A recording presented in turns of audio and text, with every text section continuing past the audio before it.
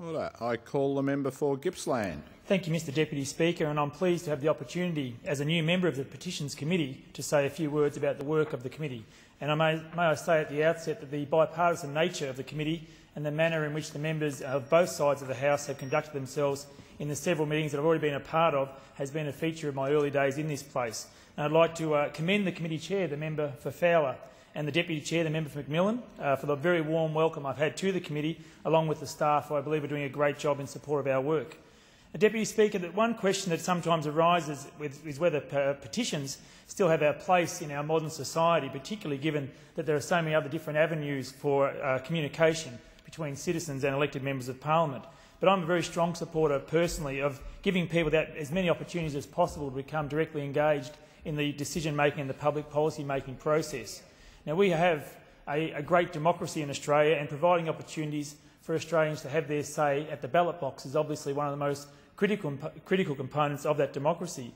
But then expressing a view through methods such as petitions is another important avenue, I believe, for allowing the wider community to bring attention to a particular issue or a concern, perhaps between electoral cycles. And judging from the petitions that the committee has received in recent times, people still see petitioning as having a role in bringing an issue to the attention of the parliament, although it is certainly not the only means for residents to make their point known. One of the most important aspects of petitioning is what actually happens, of course, to the petition once it's received in this place.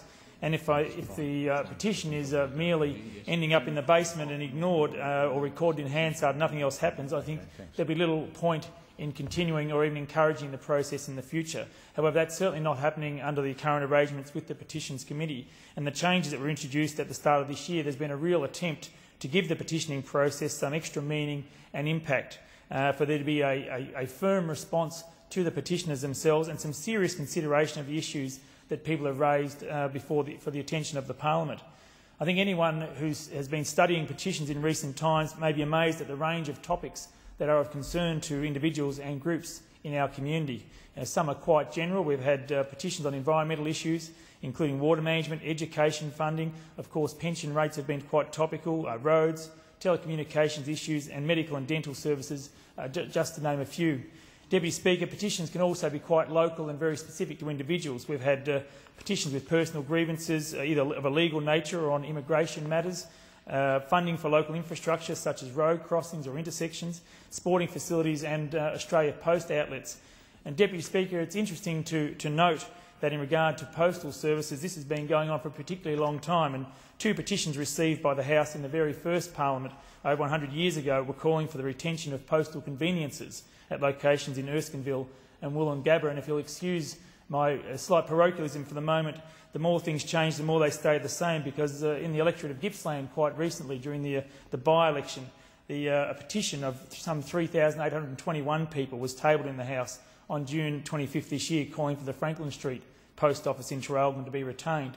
The committee sent that petition to the Minister for Broadband Communications and the Digital Economy, who provided advice that Australia Post had not yet made any decision on the relocation of services from that site, but was undertaking a review assessing the postal services to the entire city of Traralgon. The Petitions Committee subsequently had representatives from Australia Post attended a public hearing in September, and we were advised at that time that the Franklin Street location would be retained and there would be extensive community consultation on other proposed changes.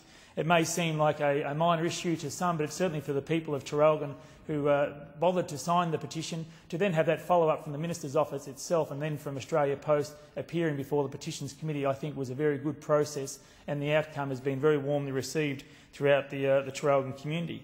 I think having a mechanism like the Petitions Committee to pursue this matter directly with the Minister and then provide that feedback to the people of Gippsland has been a very satisfying process for the people concerned. And I've received advice of many similar results from other members. The member for Riverina has advised me of efforts to retain a museum in Wagga Wagga, which attracted about 2,700 signatures on a petition. And I think many on both sides of the House would agree there's no finer advocate for their region in terms of the passion she brings to this place, and the member for Riverina. And she presented that petition to the House on behalf of her constituents. And again, I don't wish to overstate the role the petition has played, but the original decision has now been changed, and I understand that the petitioner's request has been granted. And I'm sure the member for Riverina will speak more fulsomely on that in the future. Deputy Speaker, regardless of the actual subject matter, all petitions are considered by the committee in the same way, and the principal petitioners are assured of receiving a response. Honourable member's time has expired.